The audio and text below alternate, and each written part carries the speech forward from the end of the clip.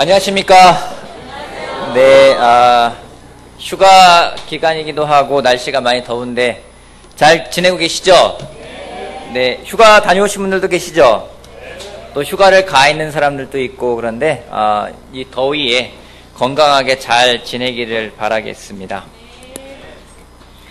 8월 달부터는 교회도 많이 좀 바빠질 것 같습니다. 교회 이전도 좀 생각을 해야 될 시기가 돼서 이 건물이 다른 데다가 팔렸어요. 그래서 그 집주인, 이 건물 주인이 좀 비워졌으면 해서 지금 아마 8층으로 옮기게 될 예정. 지난주에 바이블팀도 같이 이야기했는데요.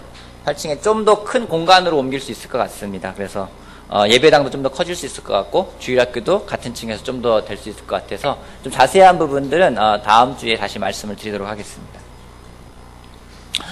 지난주에 함께하는 기쁨에 대해 말씀을 나눴습니다. 그죠?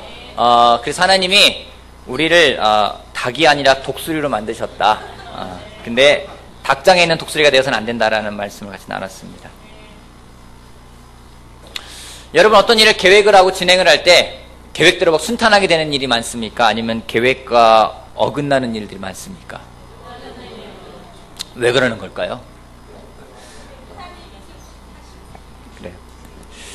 왜 그러는 걸까요? 저는 항상 그런 생각이 들었습니다. 설교 준비하면서도 계획을 세우고 뭔가 계획대로 되는 일보다는 계획대로 되는 게 아니라 계획과는 좀 다르게 가는 경우가 참 많다는 생각이 들었습니다. 그래서 왜 그러는 걸까 참 고민을 하게 되는데, 느헤미야가 성벽을 쌓아가는 일도 마찬가지입니다. 앞서 말했지만은 느헤미야는 정말 또 성벽을 쌓겠다라는 그런 비전을 가져가기는 것이 쉬운 상황은 아니었습니다. 상황적으로, 환경적으로 어려운 상황이었지만은 그는 하나님이 주신 비전을 쌓는 것에 대한 꿈을 가지고 또 그런 비전을 가지고 성벽을 재건하기 위해서 나아가는 모습을 볼 수가 있습니다. 근데 이렇게 비전을 가지고 앞으로 나아갈 때 그와는 다른 걸 가지고 있는 사람들도 나오게 됩니다. 느헤미야 4장 말씀 보겠습니다. 느헤미야 4장 1절 말씀부터 5절까지 저랑 여러분이랑 같이 교독해 나가도록 할게요. 느헤미야 4장 1절부터 보겠습니다.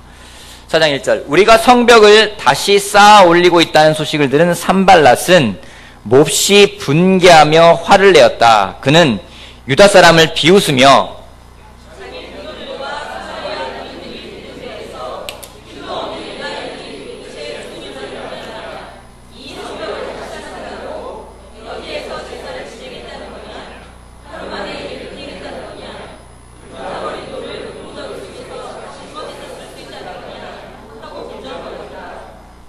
빈정거리 둘을 읽어야 되는데, 그의 곁에 서 있던 암몬 사람 도비야도 한마디 거들었다. 다시 쌓으면 뭐랍니까? 돌로 성벽을 쌓는다지만 여우 한 마리만 기어 올라가도 무너지고 말 겁니다.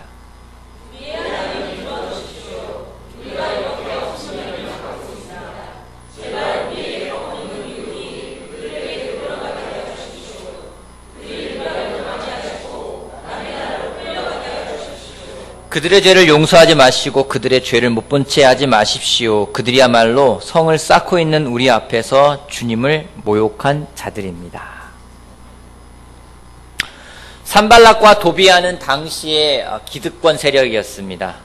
자신의 이익과 자신의 어떤 위치를 위협받는 것에 대해서 그들은 그렇게 하고 있는 느헤미야와 유다 사람들을 비난하고 비판하고 조롱하게 됩니다.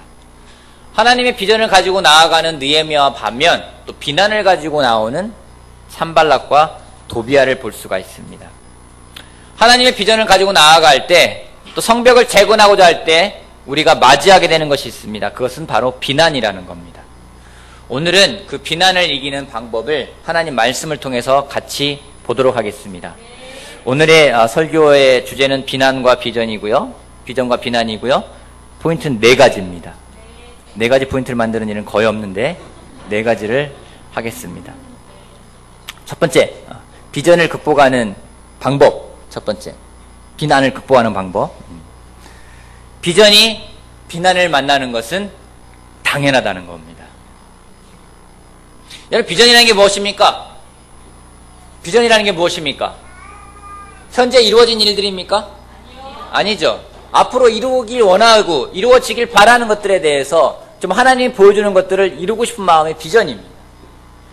그 비전은 현재 안주하는 삶이 아닙니다. 그 비전을 갖고 있다는 것은 살아서 일을 하고 있는 겁니다. 하지만 사람들은 안주하고 싶어 합니다. 왠지 편안하게 잠들었으면은요, 잠든 상태로 계속 유지되길 원해요. 여러분, 누가 여러분 잠들었을 때 흔들어 깨운 적 있죠? 그런 기분 어떻습니까? 아주 마음이 묻어나게 해가지고 얘기를 하네요. 그쵸? 자고 있는데 누가 흔들어 깨우면은요, 굉장히 기분이 안 좋아요. 마찬가지예요. 느헤미야는 바사라는 곳에서 가만히 있으면은 인정받는 관리로서 살아갈 수 있었습니다. 하지만 그는 하나님의 비전을 가지고 이 예루살렘의 무너진 성벽을 다시 재건해야 되겠다라는 그러한 마음을 가지고 그런 비전을 가지고 행동으로 옮겼기 때문에 비난과 조롱을 받게 되는 겁니다.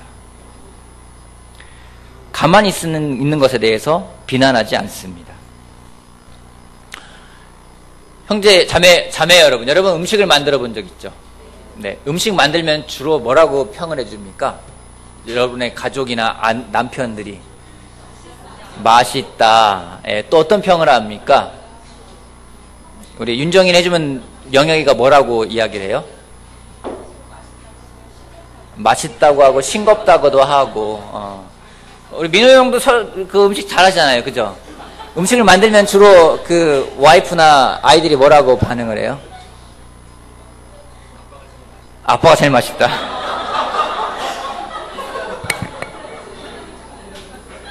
혹시 여러분 음식을 만들었는데 주변에서 뭐 음식이 뭐 싱겁다, 뭐 음식이 짜다, 너무 달다, 뭐 양이 왜 이렇게 많냐, 뭐 양이 적다, 뭐 그런 이야기를 들을 때 있잖아요. 그 이야기는 왜 듣는 걸까요? 잘하라고? 그 이야기는 왜 듣는 걸까요? 여러분 간단해요. 음식을 만들었기 때문에 듣는 거예요. 음식을 만들지 않으면 안 듣는 얘기예요. 우리 정화자매가 와 있네? 그 환영해야 되겠는데 죄송합니다. 우리 임정화자매 와 있는데 환영합시다. 예.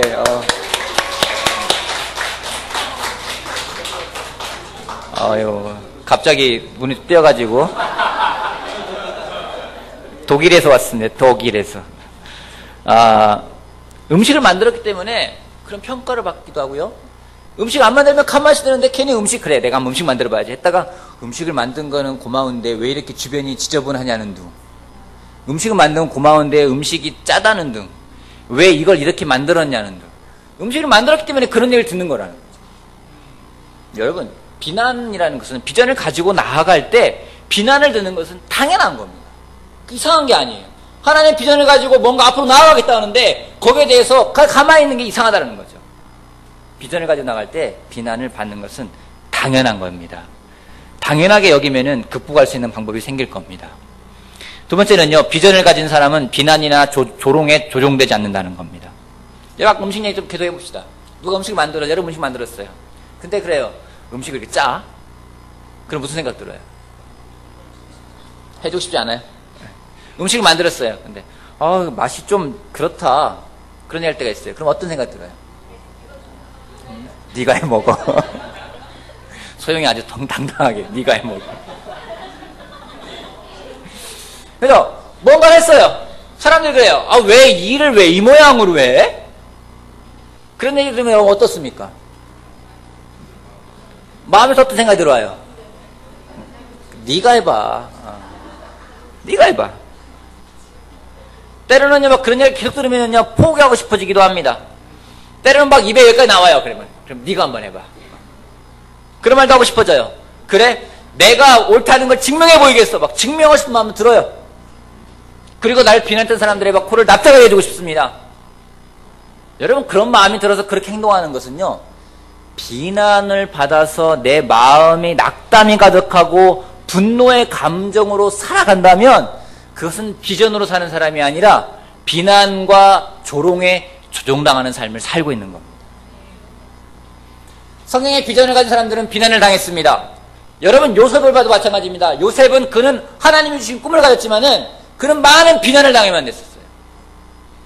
한 요인을 또 볼까요? 마가복음 14장 보겠습니다. 마가복음 14장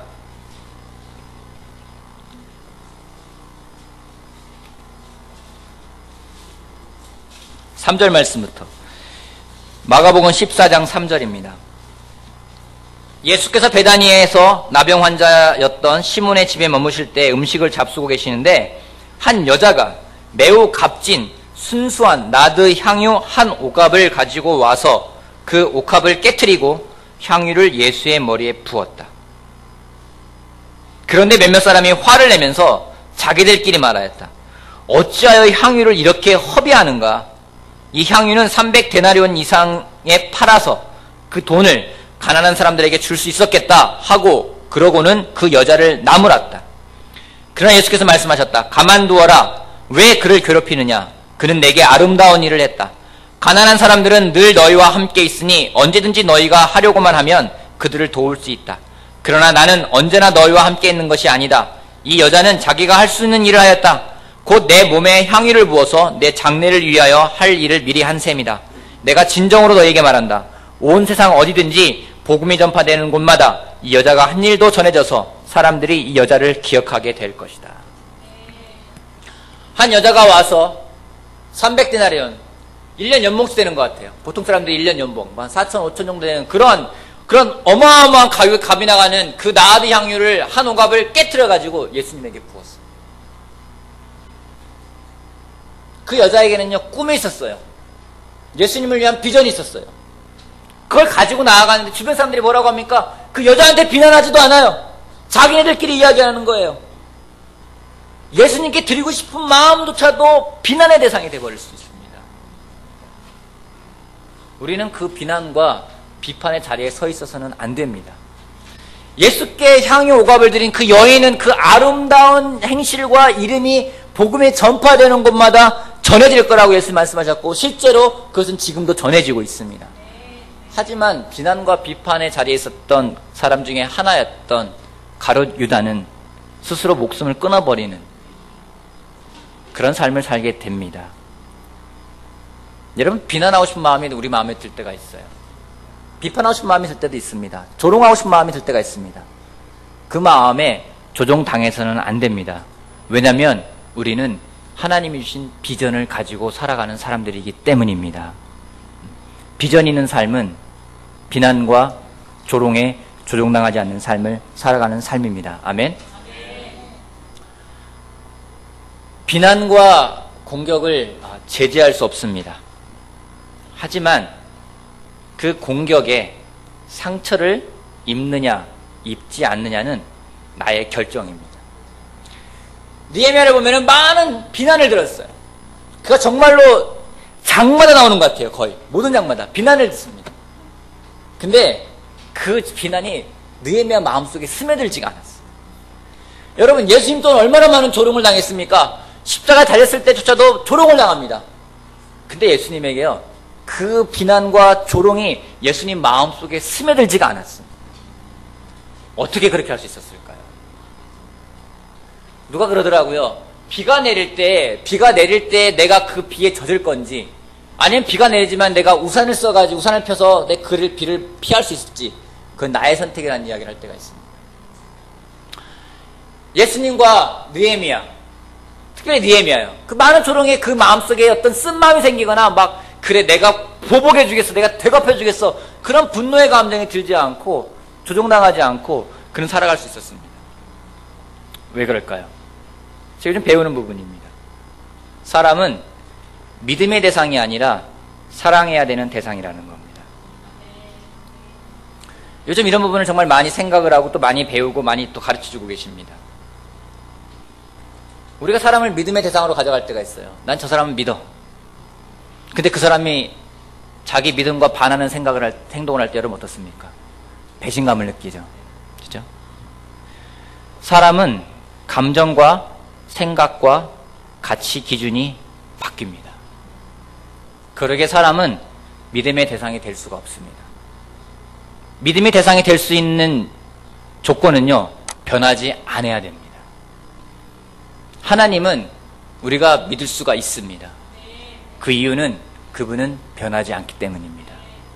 어제나 오늘이나 내일이나 동일하십니다.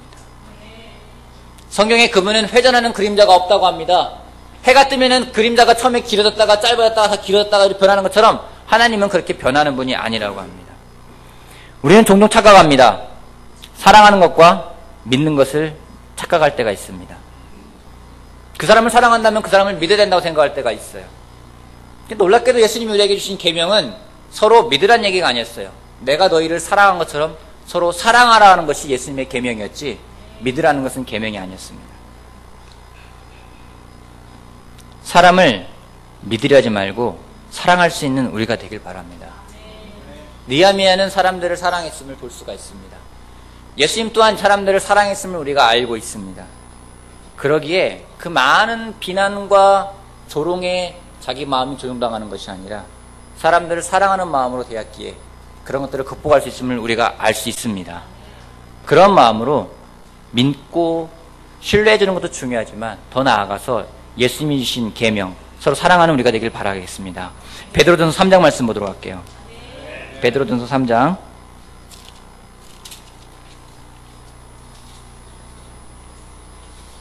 8절 말씀.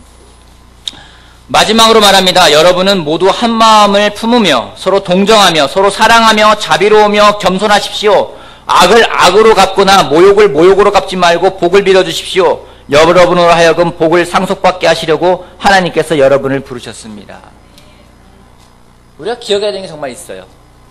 내 옆에 있는 사람은요, 내가 사랑해야 될 대상이라는 거죠. 나한테 주신 사람들은 내가 사랑하라고 준 사람들이지 그 사람들을 믿다가는 나중에는 우리한테 배신감이라는 걸 느낄 거예요. 지난주에 한 형제 얘기를 들었습니다. 제가 알고는 굉장히 성숙한 형제예요. 한 부부가 뭔가 궁금한 게 있어서 그 형제랑 같이 이야기를 하기 위해서 가서 이야기를 했다고 합니다. 근데 그 형제가 마지막에 이런 얘기 했다고 그래요. 굉장히 믿음도 좋고 신뢰할 수 있고 정말로 이 형제는 정말 변하지 않을 거야. 근데 그 형제가 그런 얘기 했대요. 나도 믿지 말라. 나도 변할 수 있다고. 변하지 않는 건 하나님 말씀밖에 없다. 여러분 저를 믿으십니까?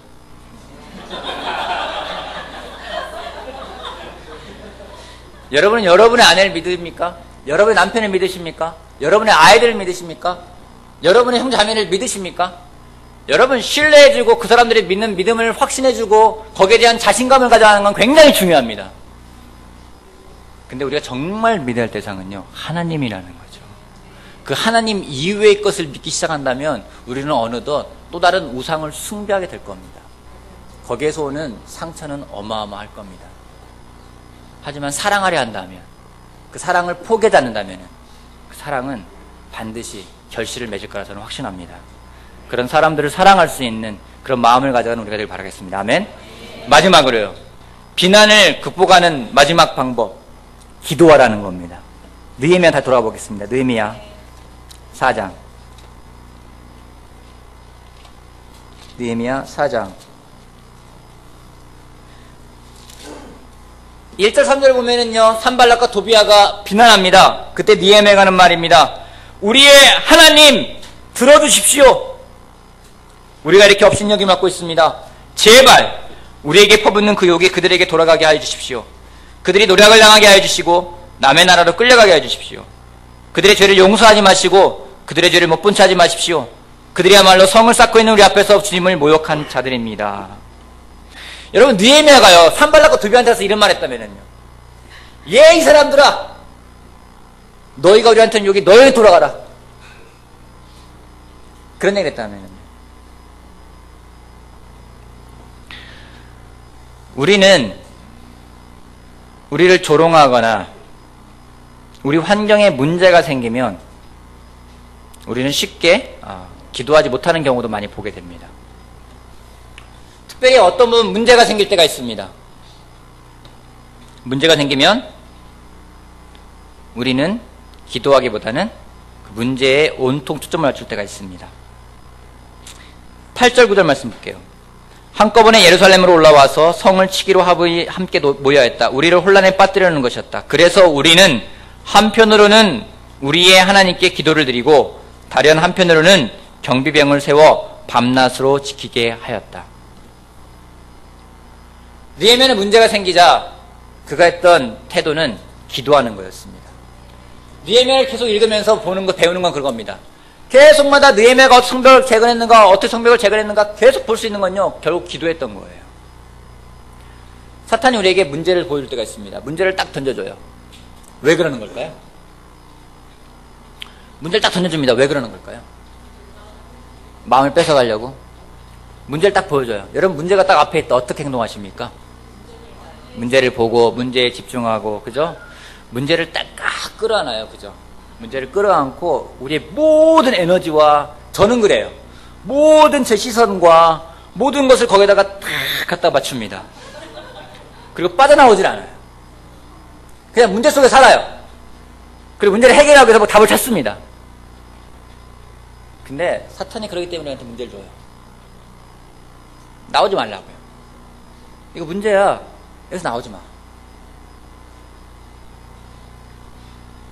근데 하나님은 우리가 그 문제를 해결하기 위해서 문제 속에 들어가는 것보다 더 중요한 건 하나님을 바라보길 원한다는 겁니다. 아까 남인정 자매의 성찬을 어제 제가 먼저 미리 원고를 받았어요. 보면서 굉장히 많이 찔렸어요. 아, 나 또한 그럴 수도 있구나. 문제가 생겨야지만이 하나님께 가는 거지, 문제가 생기지 않으면 하나님한테 안 가요. 그냥 문제 없는 세상을 살고 싶어요. 편안하게 살고 싶어요. 여러분, 제가 언제 제일 많이 기도한지 아십니까? 문제가 많을 땐 기도를 많이 해요. 문제가 없잖아요. 기도가 점점 줄어들어요. 하나님한테 안 가요. 편안하게 지내고 싶어요.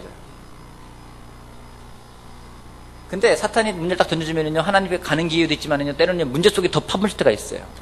하나님을 정말 내가 올바르게 알고 있나 생각할 때가 있습니다. 여러분, 하나님을 우리가 이렇게 생각할 때가 있어요. 때로는요, 호텔에서 우리한테 정말 서비스 해주는 사람을 생각할 때가 있어요. 또는 심부름꾼이요. 무거운 거 있으면 들어주고 필요할 때 부를 수 있는 사람으로. 때로는요, 하나님을 이렇게 스피드건, 그 속도 측정기 갖고 있는 교통경찰처럼 생각할 때가 있어요. 탁 갖고 있다가 저기만 피해가면 돼. 그럴 때가 있어요. 때로는요, 하나님이 굉장히 놀라운 사람이지만, 실력은 있지만 정이 없고 유머도 없고 웃음도 없는 사람처럼 생각할 때가 있어요. 아니면 하나님을 정말 마술사처럼 깜짝 쇼를 해주는 분, 하나님이 깜짝 놀라게 해주는 분, 그런 사람 생각할 때가 있어요. 때로는요, 항상 껄껄껄껄 웃고 있는 옆집 할아버지처럼 생각할 때가 있어요. 많은 경우는요, 여러분, 자동차가 사고가 났습니다. 제일 먼저 부르는 게 뭡니까? 보험회사죠. 그렇게 생각할 때가 있어요.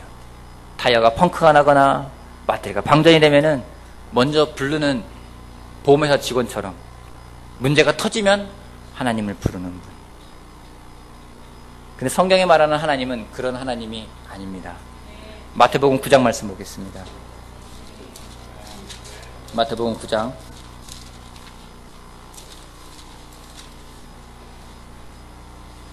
35절. 마태복음 9장 35절. 예수께서는 모든 도시와 마을을 두루 다니시면서 유대 사람의 여러 회당에서 가르치시며 하늘나라의 복음을 선포하며 온갖 질병과 온갖 아픔을 고쳐주셨다. 예수께서 무리를 보시고 그들을 불쌍히 여기셨다. 그들은 마치 목자 없는 양과 같이 고생에 지쳐서 기운이 빠져 있었기 때문이다. 예수님이 보실 때 불쌍히 여기셨다고 합니다. 개정편에는요, 민망히 여기셨다는 표현을 쓰고 있습니다. 이 표현은 부모가 자녀의 아픔을 보고 느끼는 감정입니다.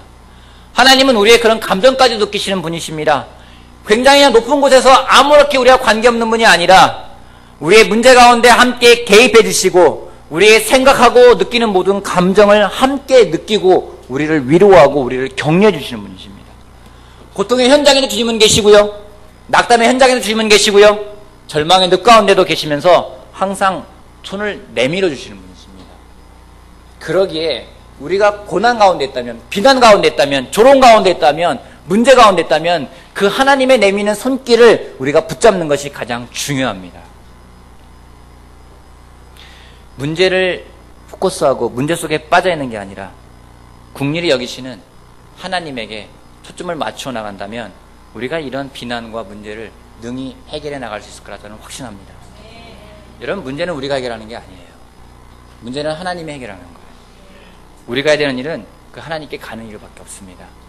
우리에게 하나님께 가느냐 가지 않느냐, 결국 그것은 우리가 문제를 해결할 수 있느냐 문제를 해결할 수 없느냐, 그 해답이라 해도 과언이 아닐 겁니다. 하나님께 갈 수 있는 우리가 되길 바라겠습니다. 아까 말했지만 남윤등 자매의 기도 성찬 나눔처럼 우리가 때로는요 하나님한테 가는 거를 등한시할 때가 있어요.